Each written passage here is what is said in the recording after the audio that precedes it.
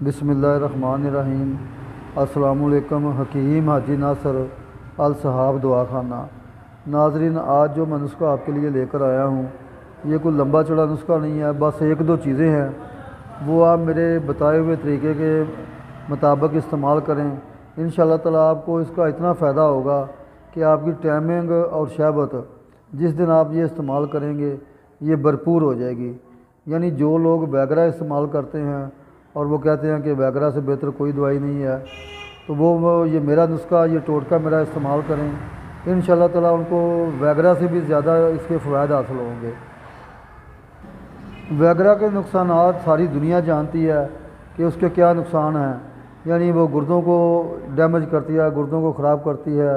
इसके अलावा उसके और भी दिमाग को भी वो यानी मफलूज करती है, याददाश्त पे उसकी जो असरात पड़ते हैं। यानी कुल जो लोग इसको मतवातर इस्तेमाल करते हैं उनके हाफजे में भी कमज़ोरी होती है, और भी इसके बहुत ज़्यादा नुकसान आते हैं। वो आप वैगरा को छोड़ दें और ये मेरा नुस्खा जो है वो इस्तेमाल किया करें। ये आप डेली भी इस्तेमाल कर सकते हैं। अगर आप इसको ज़िंदगी भी इस्तेमाल करेंगे तो आपको इसका कोई नुकसान नहीं होगा। तो नुस्खा कुछ यूँ है कि आपने 5 ग्राम जो है वो अकरकरा लेना है, असली ईरानी अकरकरा जो असली है वो आपने लेना है। उसको आपने छोटे छोटे टुकड़े कर देने हैं, यानी 1-1 इंच का आप टुकड़ा कर लें। टुकड़ा करने के बाद आपने कोई फ्राई पैन या कोई छोटी सी पतीली लेनी है, चाय वाला जो बर्तन होता है, उसमें ये डाल के 5 ग्राम अकरकरा और 2 से 2.5 कप आपने पानी इसमें डाल देना है, और इसको बिल्कुल हल्की आंच पे, धीमी आग पे इसको रखना है और इसको पकने दे। ये तकरीबन 15 से 20 मिनट में आपका ये तैयार होगा। आप इसको पकने दें। जब आपका पानी तकरीबन आधा कप के करीब रह जाए तो आपने इसको भून लेना है, यानी किसी वो चाय वाली जो पूनी है उसके साथ भून लें। लकड़ियाँ आपकी जो है वो बाहर हो जाएंगी और ये जो पानी है आपके पास वो होगा।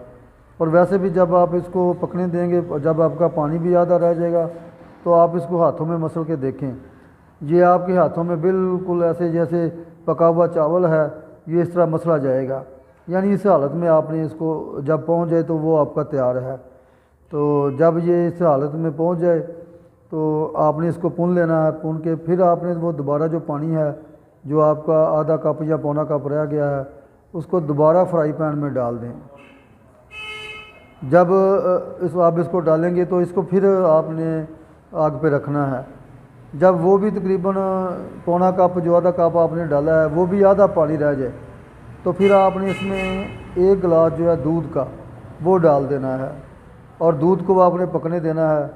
जब आपका दूध भी तकरीबन यानी जितना आपने दूध गिलास में डाला है उससे भी तकरीबन कदरे कुछ कम हो जाए, यानी पौना गिलास आपका हो जाए दूध, और वो जो आपने पहले जो अकरकरे वाला पानी है ये टोटल मिला के आपका पौना गिलास हो जाए। तो गुड़ आपने इसमें डालना है लाजमी। अगर आपने जब आपने दूध डाला है साथ ही इसको फ्राई पैन में गुड़ डाल दें तो वो भी सबसे बेहतर है। नहीं तो आप इसको जब आप इसको भून लेंगे, दूध को नीचे उतार लेंगे तो फिर भी आप डाल सकते हैं। तो साथ ही इसके आपने 1 चुटकी जो है वो ज़ाफ़रान आपने उस गिलास में डाल देना है। तो आप इसको पी लें। पीने के बाद आप इसको देखेंगे कि 2 घंटे का वक्फ़ा दें, इंतज़ार करें 2 घंटे का। 2 घंटे बाद आपकी शहबत जो है वो भरपूर आपको आएगी, और टाइमिंग जो है वो भी आपकी हैरान कौन तरीके से तौर पे आपकी टाइमिंग जो है वो बढ़ चुकी होगी। आप इस नुस्खे को डेली इस्तेमाल करें, दूसरे तीसरे दिन, हफ्ते में 1 बार, जब भी आपका दिल करे इस्तेमाल कर लिया करें। तो आपको इसका कोई साइड इफ़ेक्ट नहीं होगा।